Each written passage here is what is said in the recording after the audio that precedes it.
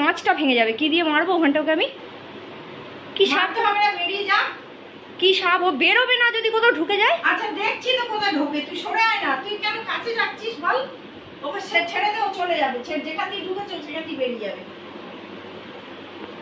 সরে যা মা, লাভ কেটে গায়ে আসবে। এদিকেই আসছে আবার। সরে যা দেখি। এটা লাঠি দিয়ে মারা যাবে মা ওকে। দেখো কত সুন্দর পজিশনে আছে, কেউ যদি থাকতো না মেরে দেওয়া যেত। উঠবে না। ও এত মোটা লাঠিতে ওকে উঠাতে পারবে না। নড়ছে তো।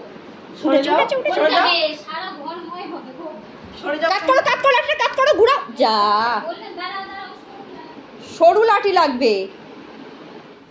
গুড মর্নিং এভরিওয়ান, ওয়েলকাম সবাইকে আরও একটা নতুন ভিডিওতে। আগের দিনের ভিডিও ক্লিপটা ভিডিও শুরুতেই আপনাদের সাথে শেয়ার করলাম। দেখতেই পেলেন যে বাড়িতে একটা সাপ ঢুকেছিল আগের দিন। আর খুব একটা বড় না, তবে খুব ছোটও না। কি সাপ সেটাও আমি অতটা ভালো জানি না, তবে আমি এতটুকু জানি, ছোট থেকে এটা জেনে এসেছি যে সাপ মানেই বিষধর। তো বাবাকে সবসময় দেখতাম সাপ দেখলেই বাবা মেরে দিত, আর আমি এখন সেই কাজটা করি। সাপ দেখলেই আমি মেরে দিই, কারণ সাপকে আমার কোনোভাবেই নিরীহ বলে মনে হয় না। আর যেহেতু আমার বাড়ির চারিদিকে একটু জলাশয় গাছপালা বেশি, তো তাই এই সাপ ব্যাঙ বিষাক্ত পোকামাকড় ঢোকে, আর সেইগুলোর প্রতিকূলতাকে আমাদের আর কি ফেস করে করে এই ধরনের চিন্তাধারা এসেছে যে এদের বাঁচানো যাবে না। তো সকালবেলা সেই ক্লিপটাই আর কি আপনাদের সাথে আজকে ভিডিওতে একটু শেয়ার করলাম। এটার ভিডিও আমি আগেও করেছি, যদি কেউ না দেখে থাকেন তাই জন্য আজকে আবার শেয়ার করলাম।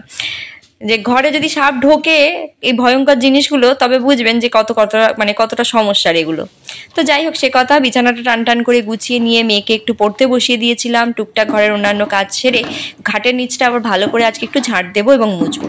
কালকে যেহেতু সাপটা ঢুকে সারা খাটের নিচ দৌড়াদৌড়ি করেছে, আবার সাপটাকে মারাও হয়েছে, তো তারপর তো খুব ভালো করে ফিনাইল দিয়ে মা আর আমি দুজনে মিলে ঝাড় দিয়েছি, মুছেছি, মানে ফিনাইল জল করে মুছেওছি, সে তো করেছি, কিন্তু তাও যেন মন থেকে খুঁতখুঁতানি যাচ্ছে না।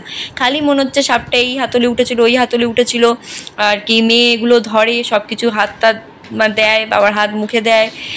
সেই মনের খুঁতখুঁতানি থেকে আজকে হলাম আরও একবার মুছে নিই ভালো করে। তো সেই জন্য দেখলেন খাটের নিচে আমার 2-3টে পেটি মতো থাকে, সেগুলোতে একটাতে বড় যেটা ব্রাউন কালারের, ওর মধ্যে আমার DIY ক্রাফটের কিছু জিনিসপত্র থাকে, যেগুলোকে আমার মা বলে আকাজের জিনিস, ভর্তি করে রেখেছি, খাটের তলায় জমিয়ে জঞ্জাল করি।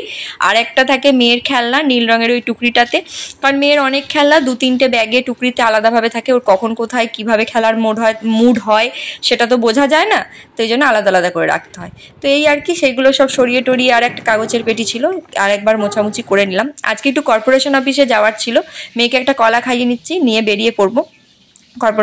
কর্পোরেশন অফিসে যাব। আর যাওয়ার পথে দেখুন রাস্তাতে কি চড়চড়ে রোদ, ঝমঝম করে বৃষ্টি এসে গেল। জানি না আপনারা বুঝতে পারছেন কিনা ভিডিওতে, যথেষ্ট রোদ, চারিদিকে ঝলমল করছে, কিন্তু এখানে বৃষ্টি পড়ছে।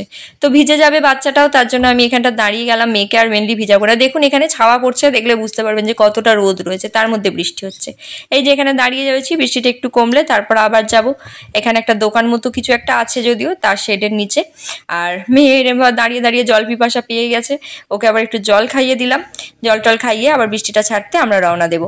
তো চলুন বন্ধুরা, আজকের মতো ভিডিওটা এখানেই এন্ড করে দিচ্ছি। আমরা সমস্ত কাজ সেরে বাড়ি ফিরে আসি, আবার দেখা হবে পরের দিন অন্য কোনো একটা ভিডিওর সাথে। টাটা, সকলে ভালো থাকবেন, সুস্থ থাকবেন। আর এখনো পর্যন্ত ভিডিওটা যদি দেখে থাকেন কিন্তু চ্যানেলটি সাবস্ক্রাইব না করে থাকেন, রিকোয়েস্ট করব প্লিজ চ্যানেলটি সাবস্ক্রাইব করে পাশে থাকবেন। টাটা।